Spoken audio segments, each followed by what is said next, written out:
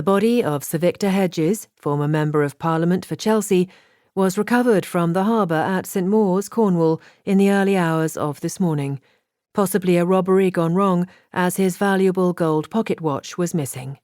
His daughter, Lady Cordelia Hedges, was discovered seriously injured nearby. Sir Victor and Lady Cordelia had been attending a 21st birthday party the previous night for Miss Rachel Templeton, Sir Victor's stepdaughter. Police are appealing for any witnesses to these terrible crimes. Torbay Herald, September 1936. Murder at St Mawes. No arrests have yet been made following the appalling murder of Sir Victor Hedges in August at St Mawes in Cornwall. His daughter, Lady Cordelia Hedges, continues to make a slow recovery from the serious head injuries sustained during the assault. A substantial reward has been offered for information leading to the arrest and conviction of the assailant. Any person with information is invited to contact Cornwall Police or Lady Iolanthe Hedges. Chapter 1. Torquay, March 1937. Kitty Bryant shivered as she entered the offices of Torbay Private Investigative Services.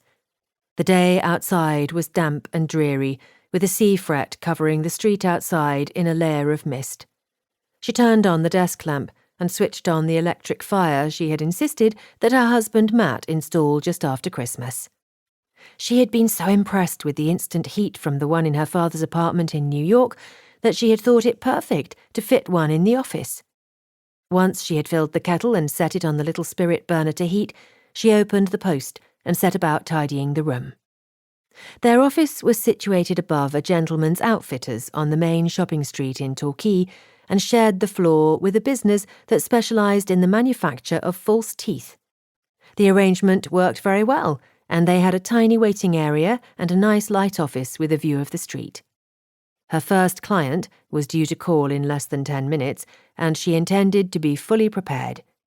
Usually Matt would have accompanied her, but he had gone on another investigation of his own, a much more personal one, and one which she hoped would give him some peace of mind. The new client she was expecting was something of a puzzle. The letter had been received a week ago. The name at the bottom had rung a bell with Kitty, but she hadn't immediately known where she had seen or heard it before. It hadn't been until a couple of days later that she had recalled the connection. The kettle had just come to the boil when there was a knock at the door of the waiting room. Kitty straightened her smart heather-coloured tweed suit and went to answer. "Hello, I believe I am expected. Lady Cordelia Hedges." The young woman waiting to be admitted was tall and fair, wearing a small navy blue hat with a half veil and a navy coat with a white fur collar. "Welcome, I'm Kitty Bryant. Please come through. I was just about to make some tea. The weather is quite dull today." Kitty stood aside and waited for her client to enter the room before leading the way through to the office.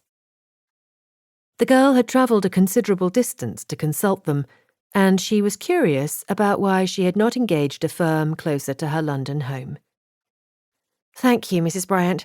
That would be most welcome." The girl followed, and then perched somewhat nervously on the brown bentwood chair in front of Kitty's desk. Kitty made the tea while her client looked around the office with interest, studying the pictures on the wall and the green glass vase on the mantelpiece. "You didn't say in your letter what the matter was that you wished my husband and I to investigate?" Kitty placed a geometrically patterned bone china cup of tea and some sugar in a matching bowl in front of the girl. Lady Cordelia drew off her navy kid gloves and stowed them in her handbag. "No, I didn't. I was afraid that you might dismiss what I was going to say as being foolish or a product of my imagination." The girl paused and looked at Kitty. "Your cousin Lucy is an old acquaintance of mine. She suggested that you would understand my concerns." Lucy and her husband Rupert had welcomed their first child into the world shortly before Christmas. They lived in Yorkshire, and Kitty knew her cousin to be very well connected. It explained why Lady Cordelia had approached their agency rather than a London firm. to keep listening to this audiobook. I've left you a link in the description so you can do it, at no cost thanks to Audible's 30-day free trial.